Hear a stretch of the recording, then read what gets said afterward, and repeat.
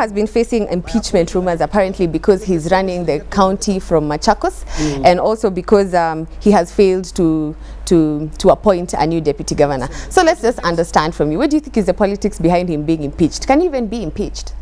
I want to be soft on Sonko first because there is handshake. We are building bridges, but I think he's setting a bad precedence in that. Now say I come from Nyanza and I'm elected governor of Nairobi. Now I want to operate Nairobi from my homeland in Nyanza. You know, that is what like Sonko is doing now, and it's not acceptable. Yeah, it's like if you put it in context of countries, it's like I'm president of Kenya and I'm operating it from Rwanda. I reside in Rwanda. So there's no that connection. Right. The fact that he was elected governor means that he's a resident of Nairobi. You can't be elected a governor if you're not a resident of that place. So that is one of the things. So I think Sonko should be cautious. And the fact that those guys impeached Elachi, it should be very worried. He should be concerned. Yeah, because those guys can walk the talk. They can make that threat good.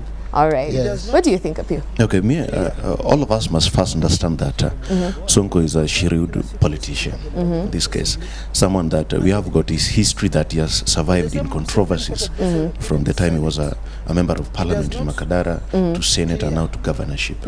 I think what he's doing is currently what we expected from him.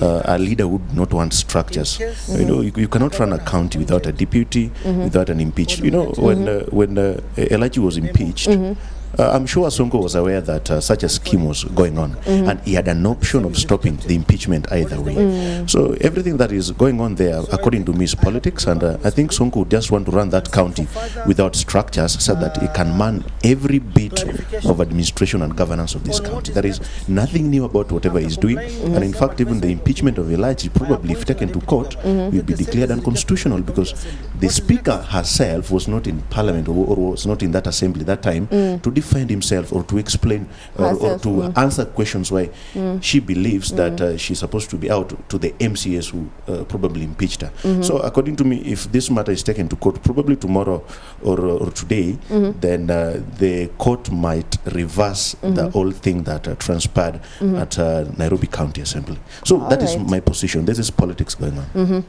Who do you think would be best suited to become the next deputy governor? Because Sonko has forwarded a list of ladies, purely ladies. So I would like to understand from both of you, do you believe that a woman should occupy the deputy governor seat? Yes, for me, because of the gender rule and all that encompasses the third gender rule in Kenya. Yeah, but it's not a must that it should be a woman. Anybody can occupy that space. Yeah, anybody, like those who tried vying for these Nairobi positions and didn't succeed. Somebody like Margaret Wanjiru. Yes.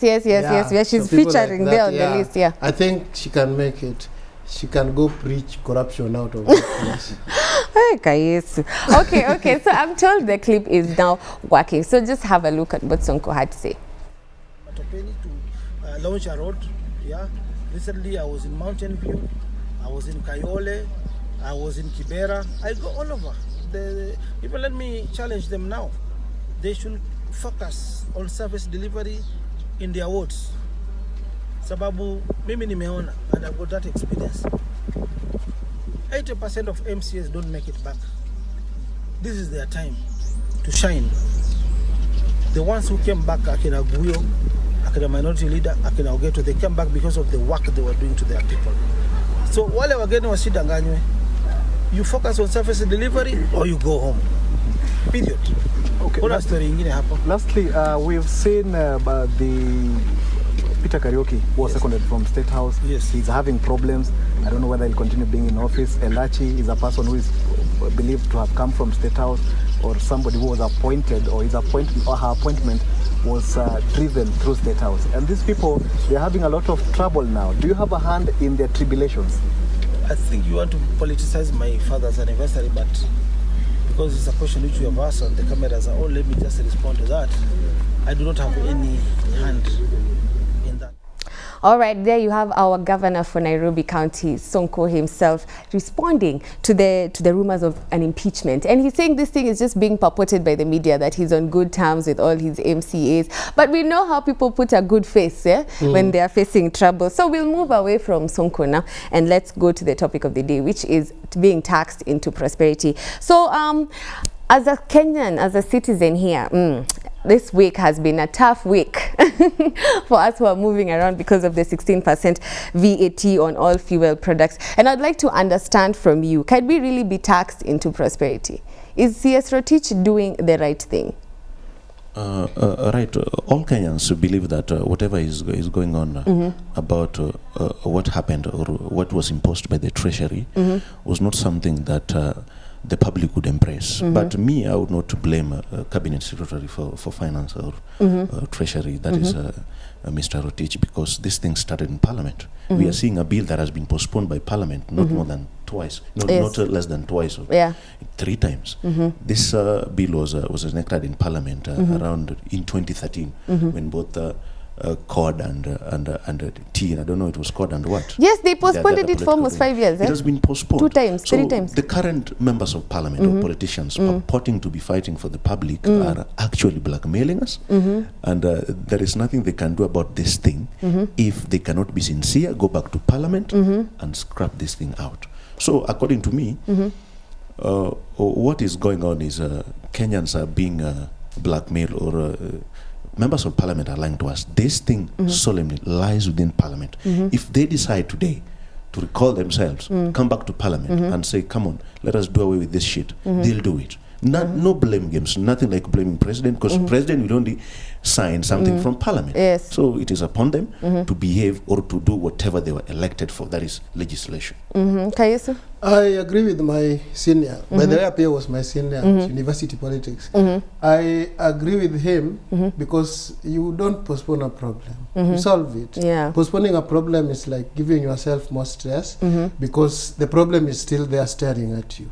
At 2020, when they want to maybe now enact it, there will be people there. And you know already petrol is overtaxed. Do you know that we are paying like more than a half, like 50%, fuel, it's more than 50%. If we buy fuel without taxes, without any tax, we'd be buying fuel at 50 bob now.